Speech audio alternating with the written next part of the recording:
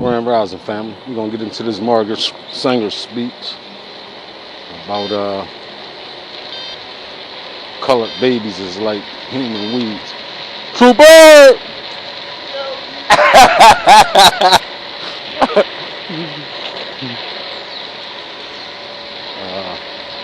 how she felt, how she felt about colored babies.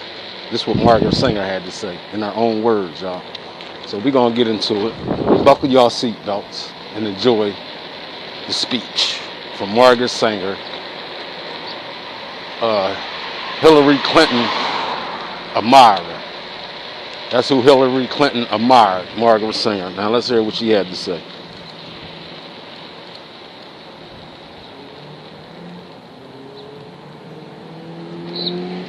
If you're curious to know why Mrs. Sanger has devoted her life to the birth control movement, if you'd like to hear her answer to the charge that birth control is a sin, and if you want to get her views on politics, divorce, and God, we'll go after those stories in just a moment. My guest's opinions are not necessarily mine. The stations are my sponsors, Philip Morris Incorporated, but whether you agree or disagree, we feel that none should deny the right of these views to be broadcast. One might say that the basis of this program is fact and fiction.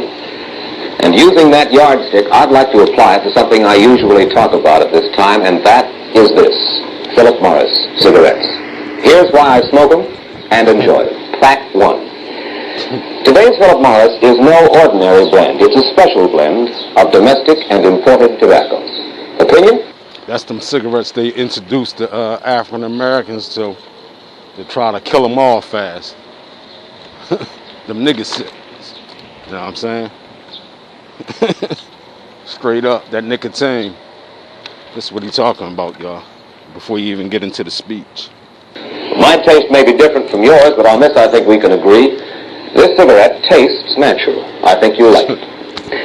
Fact two. Today's Philip Morris is made of mild, lighter leaf tobaccos. Opinion. To me, that accounts for the genuine mildness I get in every puff. It's what I call a man's kind of mildness. There's no filter, no fooling, no artificial mildness, because, you see, there's nothing between you and the tobacco itself. And fact three is, of course, this box. Philip Morris was the first non-filter cigarette to come in a crush-proof. Philip Morrison. The origins of cigarettes is Philip Morrison. I know them niggas heard this commercial back in the day and ran out on it and brought boxes of Philip Morrison cigarettes. You know what I'm saying? And that's the origins of cigarettes. So we get into the origins of cigarettes. Philip Morrison's to Margaret Sanger, evil, wicked ass. Opinion? A cigarette that keeps better, smokes better. So get with Philip Morris yourself and check these facts. And when you do, I think you'll find it's probably the best natural smoke you ever tasted. And now to our story. When Mrs. Margaret Sanger opened the first birth control clinic in the United States back in 1916, birth control was a dirty word. The police threw her into jail, as they were to do 7 more times during her crusade, a crusade that still faces the reasoning but unalterable opposition of the Roman Catholic Church. That crusade kept Mrs. Sanger away from her children for long periods. It helped to break up her first marriage, and she suffered constant, harrowing social abuse. Mrs. Sanger, in view of all of that, let me ask you this first of all. Why did you do it? I realize that you had an intellectual conviction that birth control was a boon to mankind, but I'm sure that others have that conviction too. And so what I'd like to know is this: what events, what emotions in your life made Margaret Sanger a crusader for birth control?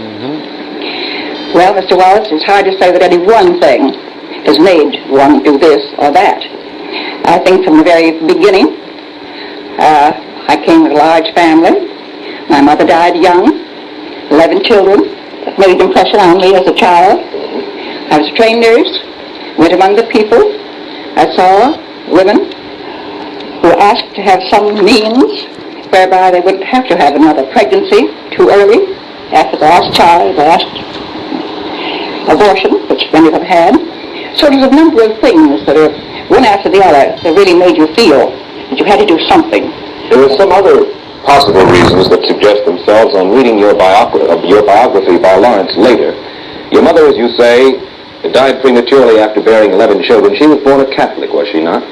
She was born a Catholic, yes. And In Ireland.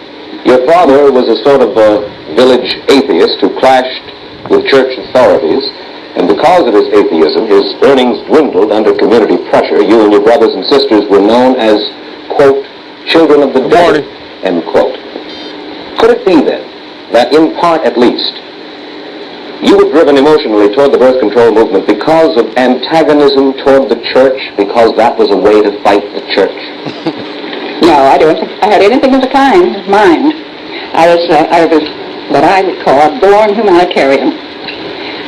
I don't like to see people suffer. I don't like to see cruelty, even to this day. And in nursing, you see a great deal of cruelty and unnecessary suffering. Well, what is birth control? What is abortions? Cruelty to babies. See? Crow feet, y'all. Make them eat their words, y'all. She said it's cruelty, but yet birth control kills off the baby, right? The fetus in the womb. So what is she talking about? Let's go. There was no opposition as far as the church was concerned. Any church. It was mainly the law, the federal law and state laws that one had to think of. The church was not in my mind at all. So then going after your motive then. Colors. And I will press you just a little bit more about that and then get to the specifics of this evening.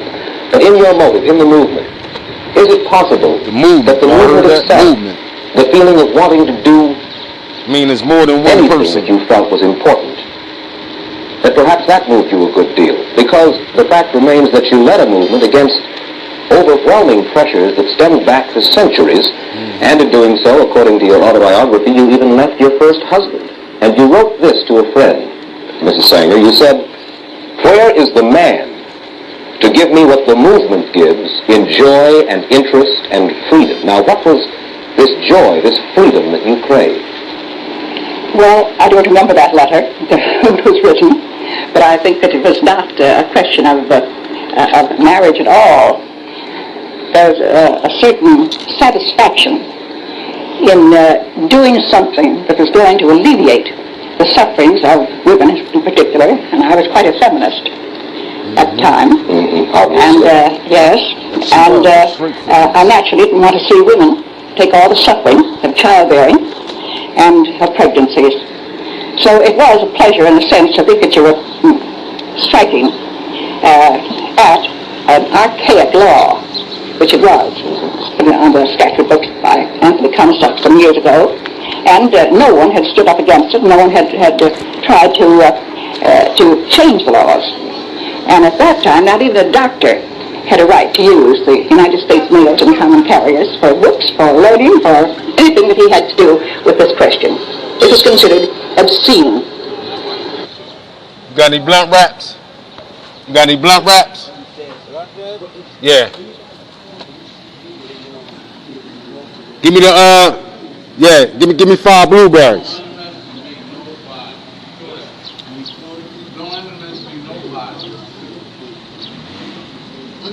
Let me see. The ones up top, they the same ones?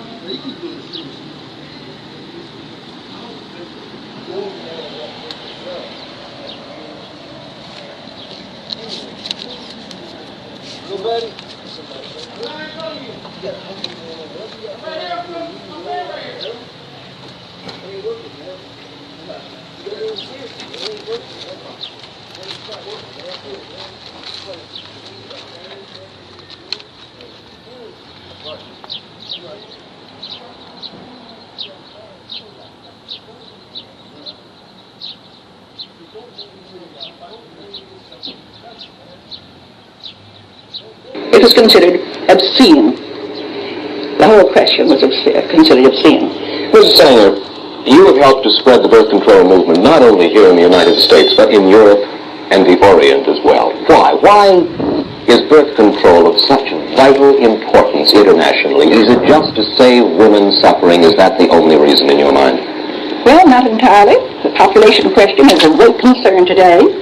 and the rate at which the births come in to we're saving them now. At one time, the children died. They didn't have the food. Today, our population all over the world is getting certainly better consideration and better conditions than they had at the time that I was there. I went to every country because I was invited. And I didn't go into the country myself.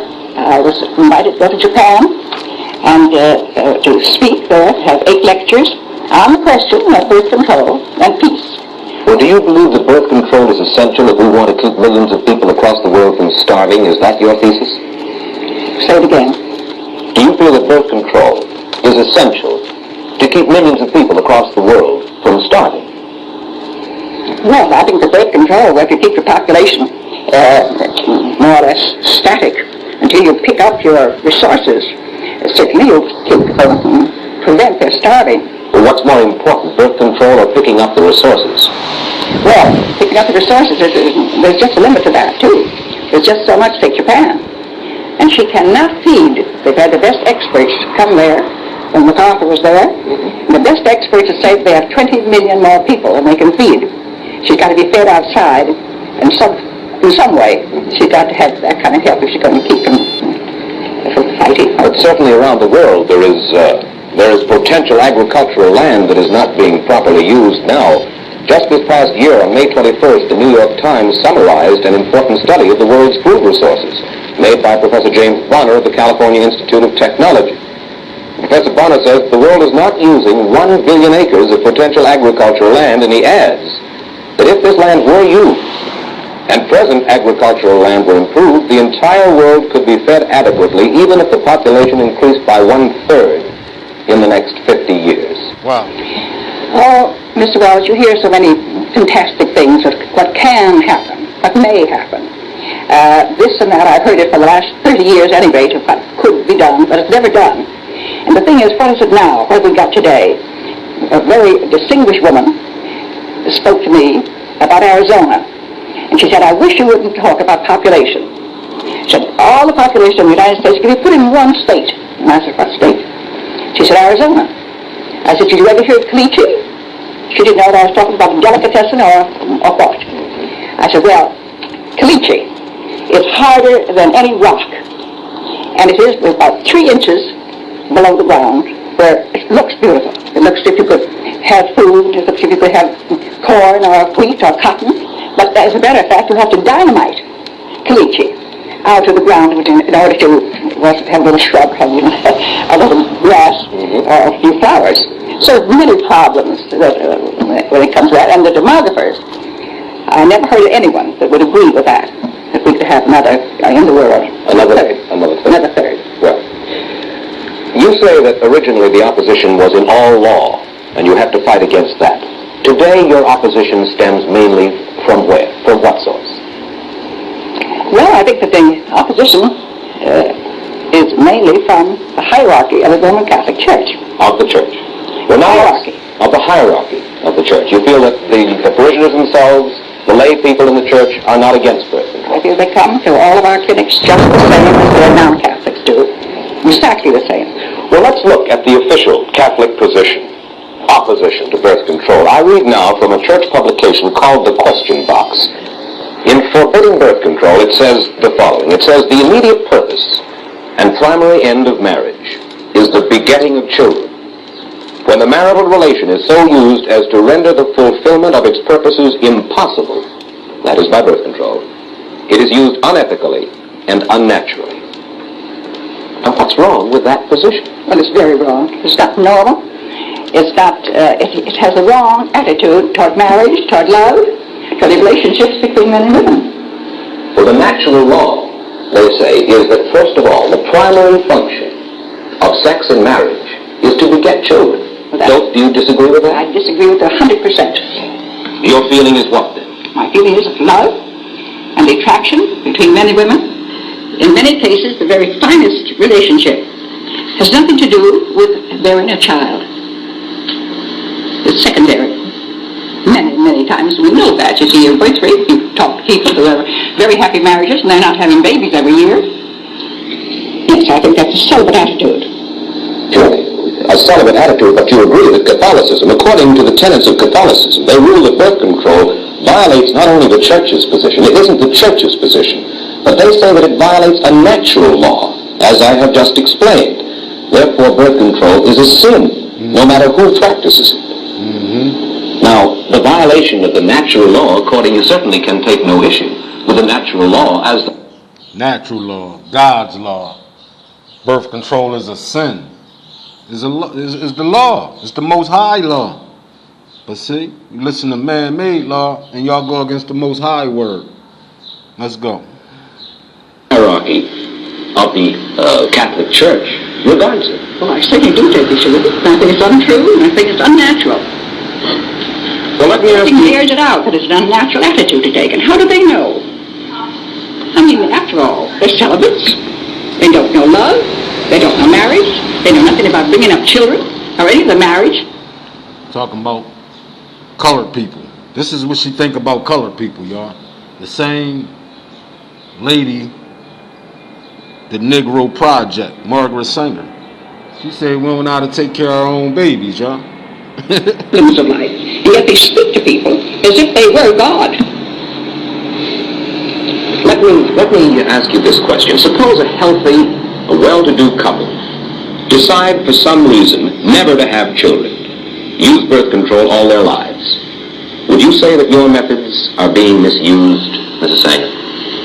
And if they were intelligent people, and they had some reason for thinking of children as a responsibility, or some disease that they might have that they wouldn't like to pass on to a child, and I think it would be a very unselfish attitude for them to take if there is a disease. No, I say a health...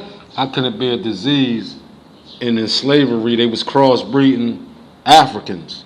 They would make the mother, they would blindfold the mother and blindfold the son and make them have sex just to get the baby, to sell a baby into slavery.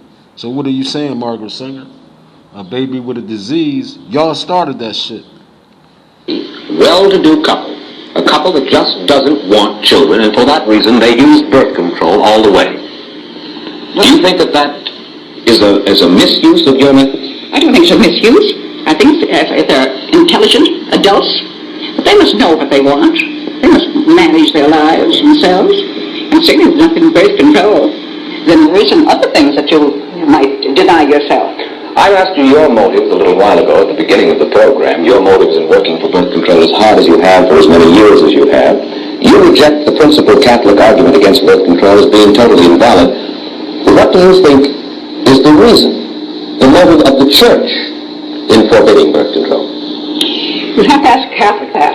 I couldn't take their motive is. Well, you couldn't say officially what their motive is, but you certainly must have an opinion about it, Mrs. Sanger. Well, I don't have much to do with the hierarchy. And I know that the people that come to our organization and want to have the same methods, or whatever it is that one can have to prevent a pregnancy, but those women will say to us, we ask their religion very often, and they say, I am a Catholic, I was raised in the Catholic Church, and my church is wrong on this. This is the one thing. I will never be anything else, but my church is wrong on this one thing. And that is said over and over and over again. So what the motive is? Well, you won't hazard a guess. I don't care to. Thank you. May I ask you why? Now, I know that in private and actually in public discussions, I think, prior to this time, you have been willing to state your understanding of what the motives of the Church are, and now you would rather remain silent. May I ask you why? Well, simply because I don't think that the Church has changed in its attitude. Some of the hierarchy have changed their attitude. You can't say the same thing that you might have said a year ago or 2 years ago, as to your belief or as to your opinion. And then have you heard it said that the reason that the Church is against birth control is because they want more Catholics? I've read it. Do you believe it? Well, if you read their papers, where they point out Boston, that's what has happened in Boston and Massachusetts. They have simply outbred the Protestants, and they in Boston and Massachusetts, they have control. I've read that in their own papers. Of course, the Church's answer, and I read now from a pamphlet published by the Redemptorist Fathers in Missouri, says as follows. It says that point of view about wanting more Catholics is nonsense. Quote, The Catholic Church does not command Catholic husbands and wives to have even one child. What's up, babe?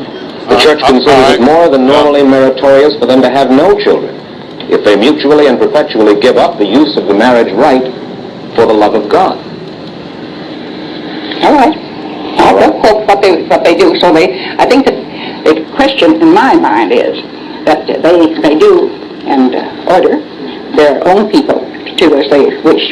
But I object to their having the same rules for people who are not of the same religion. Well, they believe, you see, that it is a natural law, not a Catholic law, but a natural law, and therefore a sin not just for Catholics, but a sin for all peoples. And I think that there are other religious groups, that very, very Orthodox Jews feel the same way about birth control. Let's look at another argument against birth control, Mrs. Sanger, published in Red Book magazine in March of 1956. It says birth control is a devastating social force which tends to weaken the moral fiber of the community.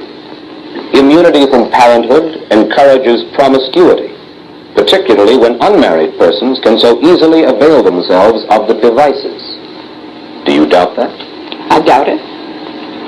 You do? Certainly. Then let me read from a news story in the Philadelphia Daily News on June 10th, 1942. The story quotes you as urging the Women's Army Auxiliary Corps to give its members, quote, preventive measures against pregnancy, end quote. And you add, quote, abortion and illegitimacy are bound to result if the government doesn't recognize human nature, end quote. In other words, you were not advocating Christian morality, but rather ways for single women to avoid bearing illegitimate children. Where was this taken from? Philadelphia Daily News, June 10, 1942, direct quote from Margaret Sanger. I doubt it. I don't think I ever made such a remark. Got the receipt. Well, in the same vein, in your autobiography, which you cannot disavow, you wrote the following about sexologist Havelock Ellis. You said he's been able to clarify the question of sex and free it from the smudginess connected with it from the beginning of Christianity. Now, what do you mean by the smudginess connected with sex, and why do you blame it on Christianity? Well, there's many reasons, of course, to say that we have more records of it from the dawn of Christianity. And I think I was speaking of Havelock Ellis as having clarified the question of homosexuals, making the thing not exactly a perverted thing, but a thing that a person is born with, different kinds of eyes, different kinds of structure, and so forth, that he didn't make all homosexuals perverts. I thought that he helped clarify that to the medical profession and to the scientists of the world, as perhaps one of the first ones to do that. That's one of the things I meant in that. Miss Sanger, do you disagree that Catholics, or do you feel that Catholics should not have a right to have a say when the city administration contemplates spending their tax dollars on birth control or the dissemination of birth control information, something that Catholics believe is sinful? That they have a right to say what they... Do you feel that they don't have a right to have a say when the city administration contemplates spending their dollars, tax dollars, on birth control? For instance, here in New York, Catholics comprise about 45% of our population. They're the largest single group. Well, don't you think they should have the democratic right to lobby against having their money spent, their tax money spent, for something that they consider evil? Well, I suppose they have a right. They certainly do it. But so have the others. They're only 45% of the population. That is not the majority. But they have a right to get up and... Certainly. I have no objection to them having said that, but I think we should have the same right. I say we, I mean non-Catholics. Well, of course, this is a little bit at variance with something that you told our reporter earlier this week. You said earlier this week, it's not only wrong, it should be made illegal for any religious group to prohibit dissemination of birth control, even among its own members. In other words, you would like to see the government legislate religious beliefs in a certain sense. Where these strange things come to, that I said them, is what I should like to know when. Well, now, you know that my reporter spent a good deal of time with you. He's a very accurate young man. Yes. And this is a specific quote. Well, I don't think I said it quite that way. What are your religious beliefs, Mrs. Sanger? Do you believe in a God in the sense of a divine being who rewards or punishes people after death? Well, I have a different attitude about the divine. I feel that we have divinity within us, and the more we express the good part of our lives, the more the divine within us expresses itself. I suppose I would call myself Episcopalian by religion, and there's many other. If you travel around the world, you get quite a bit of the feeling of all religions have so much alike in the divine part of our own being. And I suppose you just couldn't put that in a book, or you couldn't put it into a phrase or a sentence. Do you believe in sin? When I say believe, I don't mean believe in committing sin. Do you believe there is such a thing as sin? Well, I think the greatest sin in the world is bringing children into the world that have disease from their parents, that have no chance in the world to be a human being, practically. Delinquents, prisoners, all sorts of things just marked when they're born. That, to me, is the greatest sin that people can commit. But sin in the ordinary sense that we regard it, do you believe or do you not believe? Well, what would we believe? Do you believe that infidelity is a sin? Well, I'm not going to specify what I think is sin. I've stated what I think is the worst sin. Yes, but then you asked me to say what, and I said what, and you refused to answer me? Yes, I don't know about infidelity. It has so many personalities to it, and what a person's own belief is. I couldn't generalize on any of those things as being sin. Murder is a sin. Well, that's naturally a thing. Murder is a sin or not. It's a terrible act. Bitch. In just a moment, Mrs. Sanger, I'd like to ask you about another social problem here in the United States, divorce. Nearly 400,000 couples get divorced in this country each year. And I'd like to get your views on the cause and possible prevention of this problem. We'll get Mrs. Sanger's answer to that question in just 60 seconds. One look at this cabin cruiser, and you know it's new. One puff of this cigarette, and you know that's why smokers like it. You and the tobacco itself. If you haven't smoked a crush-proof box, probably the best natural smoke you ever tasted. Now then, Mrs. Sanger, there are nearly 400,000 divorces or annulments in America each year. What, and this is hard to do in the short time, of course, that we have, what would you recommend to cut down our divorce rate? Well, as a great many of our clinics are including in the work that they do in birth control clinics, having marriage counseling.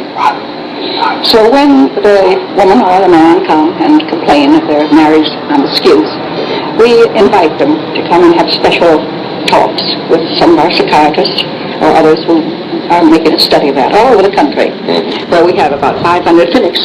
They almost all include marriage counseling and marriage erection. May I ask you this? Could it be that women in the United States have become too independent, that they've followed the lead of women like Margaret Sanger by neglecting family life for a career? Let me quote from your biography describing your second marriage to Noah Slee. Quote, in New York, Mrs. Sanger maintained every clause of their compact of independence. They had separate apartments, they telephoned each other for dinner or theater engagements, or passed notes back and forth. Would you call this a sound formula for marriage, Mrs. Sanger? Different people, yes. It certainly was for me and for my husband. We had a very happy marriage consulting. He had different friends than I had, and I don't believe in forcing. After all, we were two adults, and forcing your friends on another person when they have an entirely different outlook. It worked out very well. I know that it did. You have two sons. One final question. You have two sons. How many children have they? Would you like to see them? I would indeed. That's right. How many children? 6 in this family? 5 boys and a girl in that family. And in the other family? 2 girls. 2 girls. Miss Sanger, I thank you so much for taking time out and coming and talking to us here. Why you ain't take birth control for your goddamn 6, 7 kids, Sanger? You want everybody else to get abortions and take the pill. Why you ain't take the pill? With your motherfucking 6, 7 siblings. You cruel bitch. Why you ain't do it, bitch? You cruel, evil motherfucker. You know what that was about, y'all. Y'all can do the research. It was called the Negro.